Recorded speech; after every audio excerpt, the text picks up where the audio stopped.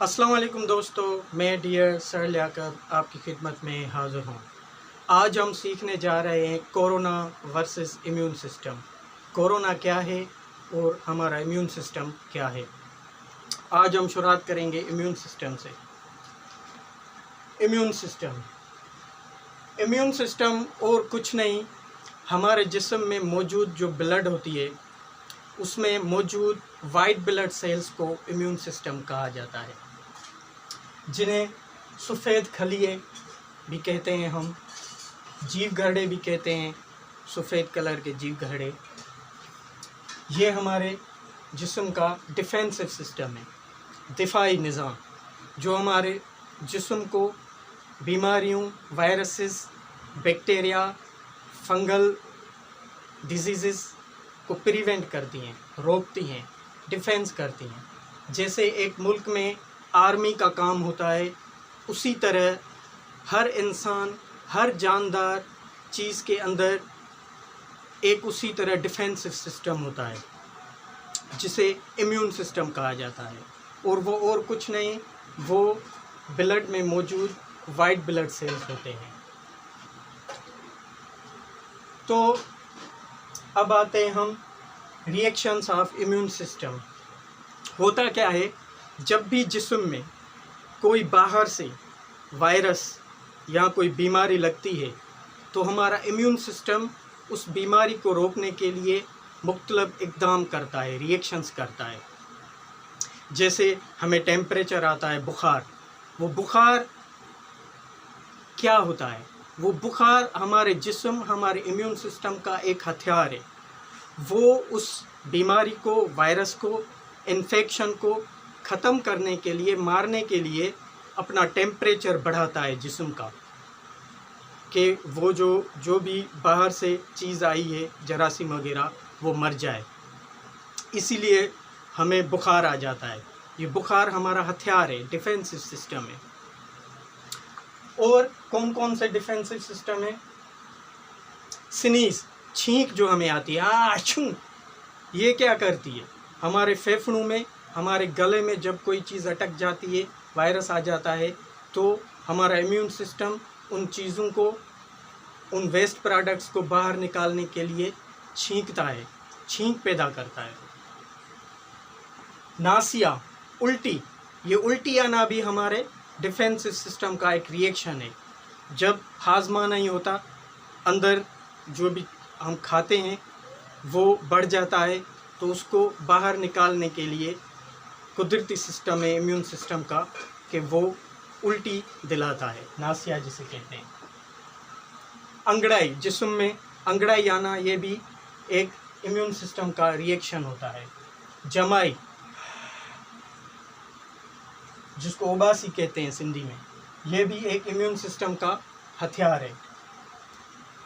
रोंगटे खड़े होना, जिस्म में रोंगटे खड़े हो जाते हैं, बाल ऊंचे हो जाते हैं ऊपर, जैसे इस तरह, ये भी एक डिफेंसिव सिस्टम है। हिचकी आना, लोग कहते हैं कि किसी ने याद किया है इसलिए हिचकी आ रही है। कोई याद नहीं करता, ये हमारे मादे में अंदर तेज़ाबियत बढ़ जाती है, उसको कंट्रोल करने के लिए ये हिचकी आती है और हमें ये बताती है कि पानी पी लीजिए। ETC और भी बहुत से ऐसी अलामात हैं जो डिफेंसिव सिस्टम को ज़ाहिर करती हैं। अब इस तरफ आते हैं कोरोना पे, दूसरी पॉइंट्स बाद में डिस्कस करेंगे। कोरोना एक माइक्रो ऑर्गेनिज्म जरासीम है। माइक्रो ऑर्गेनिज्म होता क्या है? माइक्रो मीन बिल्कुल छोटी। अल्लाह ताला ने हमारी आँख को इतनी कुव्वत, ताकत नहीं बख्शी कि हम छोटी से छोटी चीज़ें देख सकें। वो चीज़ें जो माइक्रोस्कोप की मदद से देखी जाएं, उन्हें माइक्रो ऑर्गेनिज्म कहते हैं। माइक्रो ऑर्गेनिज्म में वायरसेस आ जाते हैं, बैक्टीरिया, फंजी, अलजी वगैरह आ जाते हैं। ये मुख्तलिफ मैंने पिक्स बनाई हैं, तस्वीरें वायरसेस की। ये वाली जो है ये कोरोना वायरस की है, ये बहुत मरदूद है, ख़तरनाक है। बाकी के जो वायरसेस हैं वो भी ख़तरनाक हैं, लेकिन इनकी ये डायग्नोज हो चुके हैं, इनकी जो है वैक्सीन तैयार हो चुकी है, इसलिए इनका इलाज मुमकिन है। इसका इलाज अभी तक मुमकिन नहीं, लेकिन आगे इसका इलाज मुमकिन हो सकता है और इसको कंट्रोल किया जा सकता है। आते हैं हम कुछ पॉइंट्स पे। ये जो वायरसेस होते हैं, इनके अंदर न्यूक्लियस नहीं होता। न्यूक्लियस क्या करता है, हर जीव घरड़े, हर खलिए के अंदर, जैसे इंसान के अंदर दिमाग काम करता है, इस तरह हर सेल के अंदर एक न्यूक्लियस होता है जो उस सेल को ज़िंदा रखता है, कंट्रोल करता है। लेकिन ये वायरसेस मरदूद ऐसे हैं जिनके अंदर ये न्यूक्लियस नहीं होता। न्यूक्लियस ना होने की वजह से ये डेड होते हैं, मरे हुए होते हैं, केमिकल की तरह। और ये ज़िंदा कब होते हैं, जब ये किसी जानदार जिस्म के सेल में दाखिल होते हैं, तो उसका जानदार चीज़ का न्यूक्लियस इस्तेमाल करके ये ज़िंदा हो जाते हैं। और इस प्रॉपर्टी को कहते हैं म्यूटेट, इट म्यूटेट। ये इनके अंदर प्रॉपर्टी होती है, खासियत, कि ये जब जानदार जिस्म में दाखिल होते हैं तो ये ज़िंदा हो जाते हैं और उसी तरह बन जाते हैं और ये अपनी खासियत तब्दील करते हैं। म्यूटेट की और मिसालें लेते हैं। आपने इंग्लिश मूवीज़ देखी होंगी, Superman, X Men, Batman, Hulk, Captain America, Spiderman वगैरह, ये सब म्यूटेशन है। इनको म्यूटेंट कहा जाता है। ये माहौल के मुताबिक जब इनको गुस्सा आ जाता है, जैसे हल्क को गुस्सा आता है तो वो बड़ा बन जाता है, ठीक है। ये माहौल के मुताबिक अपने आप को बदल लेते हैं। इसी तरह ये वायरस भी माहौल के मुताबिक अपने आप को बदलता है। ये कैसे दाखिल हो रहा है हमारे जिस्म के अंदर? हमारा जिस्म जो है, बाहर स्किन, इसके ऊपर एपिडर्मिस है, वो खुद एक ऐसा लेयर है जिस पे डेड सेल्स हैं। तो वायरस जो बैक्टीरिया है या और वायरस उन डेड सेल्स से डायरेक्ट अंदर नहीं जा सकते। होता क्या है, ये वायरसेस हवा के ज़रिए जब हमारे सामने कोई छिंकेगा या ऐसा बंदा जो इन्फेक्टेड होगा, उससे हमने हाथ मिलाया और वायरसेस हमारे हाथ में चले गए। फिर होता क्या है कि दिन में एक नॉर्मल बंदा अपने मुंह पे तकरीबन 1000 बार हाथ फेरता है। तो जब वायरस हाथ में लग जाता है तो हाथ पे तो वो नुकसान नहीं करता। जब हम हाथ नाक तक ले आते हैं, आँख तक ले आते हैं, तो सांस के ज़रिए ये वायरस हमारे जिस्म में अंदर जाता है। अच्छा, ज़ुबान, मुंह, हमारा जो स्टमक है, वहाँ पे भी एपिडर्मिस का लेयर चढ़ा हुआ है, वहाँ पे भी ये इन्फेक्ट नहीं करता। ये इन्फेक्ट करता है अंदर फेफड़ों में जाके, लंग्स में जाके। लंग्स में अंदर जब ये जाता है तो वहाँ पे सेल्स के अंदर, सेल का बाहरा जो हिस्सा होता है उसको सेल मेम्ब्रेन कहते हैं, ये वहाँ से दाखिल हो जाता है। कैसे? क्योंकि ये ऐसा भेड़िया है, भेड़ के भेस में एक भेड़िया है। इसका जो, इस कोरोना को जो बाहर का जो स्ट्रक्चर है वो लिपिड फैट का बना हुआ है। तो हमारा सेल समझता है कि ये कोई फूड आ रहा है, तो वो उसे वेलकम करता है और ये कोरोना हमारे सेल के अंदर दाखिल हो जाता है। ये पहले तो मरा हुआ होता है दाखिल होने वक्त, यूँ इस तरह, जब अंदर सेल के माहौल में आ जाता है तो ज़िंदा हो जाता है, क्योंकि इसके अंदर म्यूटेंट पर्सनालिटी है, म्यूटेंट प्रॉपर्टी है। ये जब ज़िंदा हो जाता है तो हमारे सेल का न्यूक्लियस इस्तेमाल करके और वहाँ की प्रोटीन खाता है और कॉलोनी बनाता जाता है अपने जैसे, बहुत सारे बनाकर फिर हमारे फेफड़ों पे अटैक करता है। फेफड़ों के बाद लिवर पे, ब्रेन पे, बहुत से हमारे आर्गन्स पे अटैक करता है। हम इससे कैसे जान छुड़ा सकते हैं? बहुत सी ऐसी तदाबीरें कहते हैं कि prevention is better than cure. Cure तो इसका मुकम्मल आया नहीं, तो हमें प्रिवेंशन करनी चाहिए। जैसे अक्सर बताया जाता है मास्क पहनो, मास्क पहनेंगे तो ये वायरस सांस के ज़रिए अंदर नहीं जा सकता, और सोशल डिस्टेंस रखेंगे तो जो इन्फेक्टेड होगा उससे मुंतकिल नहीं हो सकता। और इसके और भी अच्छा, अब आते हैं हम वैक्सीन पे। वैक्सीन क्या करती है?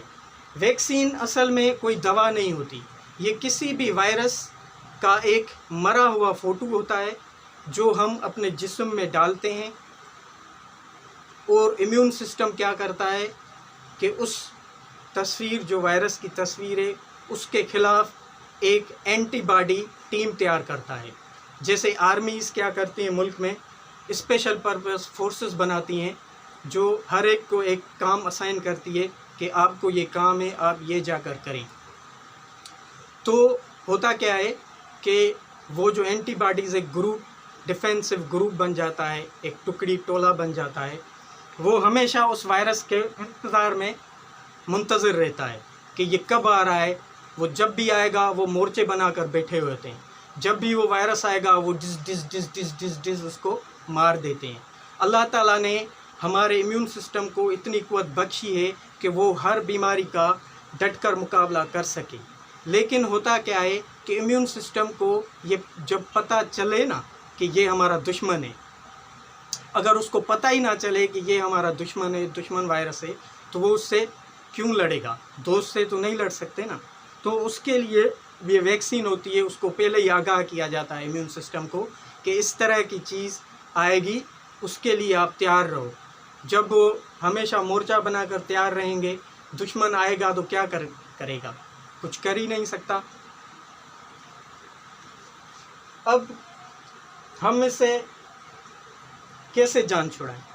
उसके लिए ये इस तरफ आते हैं, कुछ पॉइंट्स देखते हैं।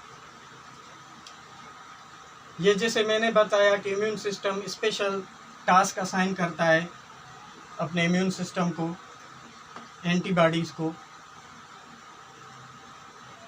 अब आते हैं कि हमारा इम्यून सिस्टम कैसे कमज़ोर बढ़ जाता है। कुछ पॉइंट्स है जो हमारे इम्यून सिस्टम को कमज़ोर बनाती हैं। इमोशनल स्ट्रेस हमारे इम्यून सिस्टम को कमज़ोर बनाता है। स्लीप डिसऑर्डर, कम सोना, एक्सेस ऑफ एंटीबायोटिक का बहुत ज़्यादा इस्तेमाल करना, ये हमारे इम्यून सिस्टम को कमज़ोर बनाता है। पुअर डाइट, जिसको जंक फूड भी कहा जाता है, पिज़्ज़ा वगैरह, बर्गर्स, तली हुई चीज़ें, पकोड़े, समोसे वगैरह, ये हमारे इम्यून सिस्टम को कमज़ोर बनाते हैं। How to make strong our immune system, हम अपने इम्यून सिस्टम को कैसे मजबूत कर सकते हैं? सनलाइट, कम से कम 2 घंटे हमें सनलाइट, विटामिन डी लेना चाहिए।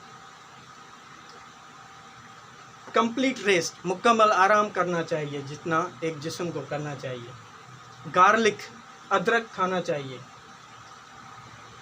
योगर्ट, दही खाना चाहिए।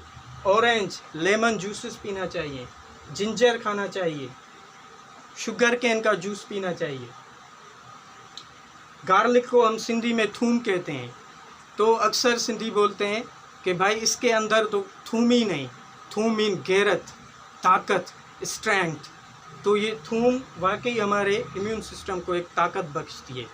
होता क्या है, हमारा इम्यून सिस्टम इतना इफ़ेक्टिव है कि वो किसी बाहर से आने वाली चीज़ से लड़ सके, लेकिन उसको कुछ हथियार की ज़रूरत होती है। हमें कोई भी इन्फेक्शन होता है, बीमारी होती है, हम दवा खाते हैं, बिल्कुल mg's छोटी मिकदार में खाते हैं। वो छोटी मिकदार छोटे छोटे वेपन्स देता है हमारे इम्यून सिस्टम को, असला देता है, गोलियां देता है। स्ट्रांग तो वो होता है, लेकिन अगर एक बंदा खाली हाथ से लड़े और एक बंदा लाठी से लड़े, एक बंदा बंदूक से लड़े, तोप से लड़े, जितना बड़ा हथियार होगा वो लड़ने वाला उतना मजबूत होगा। तो ये दवाइयाँ हमारे इम्यून सिस्टम को हथियार फराम करती हैं, वेपन्स फराम करती हैं। तो इस कोरोना के ख़िलाफ़ हमारे पास कोई ऐसा ठोस हथियार तो नहीं है, लेकिन हम इससे बचाव के लिए कवच तो पहन सकते हैं ना। हम इसके बचाव के लिए बुलेट प्रूफ जैकेट्स तो पहन सकते हैं ना। तो ये सब चीज़ें, बुलेट प्रूफ जैकेट्स हैं, हमारे मोर्चे हैं, और ये हमारा किला है। जैसे एक किले में अंदर लोग महफूज रहते हैं दुश्मनों से, इसी तरह अगर ये चीज़ें हम अपनाएंगे तो ये हमारे लिए कवच बन जाएंगे। इंशाल्लाह आगे चलकर वैक्सीन भी तैयार होगी जो इस मरदूद का मुकम्मल इलाज होगी। Thank you, that's all. अगर वीडियो पसंद आया हो तो सब्सक्राइब ज़रूर कीजिएगा, कमेंट भी कीजिएगा जो भी आपको कमी कोताही नज़र आई हो, लाइक भी ज़रूर कीजिएगा, बेल आइकन को भी दबा दीजिएगा जैसे मेरे न्यू वीडियोस आप तक पहुंच जाएं। शुक्रिया, थैंक यू।